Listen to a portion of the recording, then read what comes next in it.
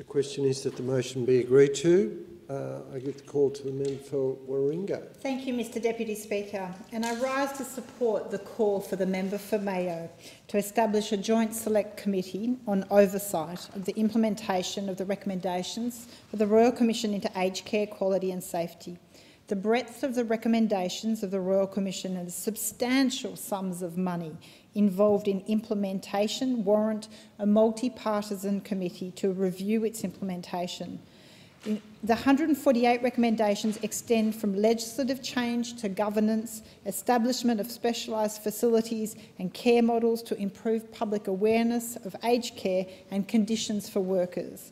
The diversity of issues and the dire need for reform demand ongoing parliamentary scrutiny through a joint select committee. Not to mention the expansion of funds to be spent in this sector. An additional $17.7 billion in the budget allocated to aged care over the next 5 years, short of the $10 billion a year required to achieve all of the landmark Australian social policy reform as desired by the Commissioner Briggs and Padone, but all the more reason to ensure the funding is spent effectively so that we get a maximum value from every dollar spent. The Commissioner recommended that the government establish an Australian Aged Care Commission to oversee the implementation of the Royal Commission findings. Yet the government did not accept that recommendation, instead preferring a recommendation to elevate the minister to a cabinet role and establish a Council of Elders and replace the Aged Care Quality and Safety Commission with an independent Aged Care Safety and Quality Authority. Given the long-term nature of the implementation of these recommendations and the absence of an independent overarching commission, it's essential that appropriate parliamentary oversight from both houses and multiple parties be established as an enduring body. The proposed Joint Select Committee on oversight of the implementation of the recommendations absolutely is a sensible measure to deliver oversight of the implementations. The committee would have the power to establish subcommittees to inquire into the recommendations that the government committed to investigating further.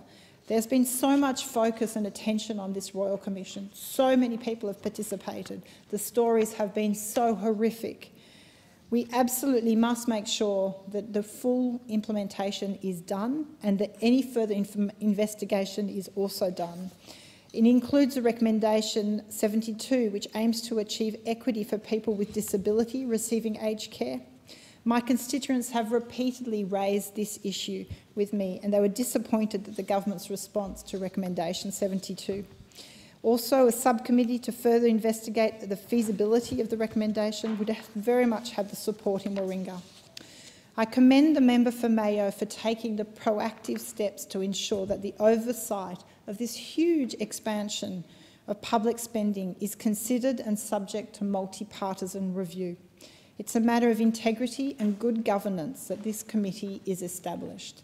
We've seen with this budget a huge increase to public debt. We know we are an ageing population and the young people of today are going to be burdened with a huge level of public debt. They have so many responsibilities and crises looming, but we must ensure that all the public money that is being spent in this sector in implementing the recommendations of the Royal Commission are done with integrity, soundly, with proper accountability and proper diligence. And that can only be done with, you can only ensure good governance if there is scrutiny, and that needs to be independent and joint scrutiny. That oversight is incredibly important and will give the Australian people confidence that their money is being spent well, that their concerns are being addressed, and that after 2 long years of this Royal Commission, of all these horrific stories being told, that there is actually going to be meaningful change and that recommendations are actually implemented, not just given a passing approval. We don't want announcements. What we really need, what the Australian people are asking for, is real change to this sector, and we need to ensure that happens. That is our responsibility as members of this place, to ensure that the stories we heard during the Royal Commission into Aged Care does not ever happen again.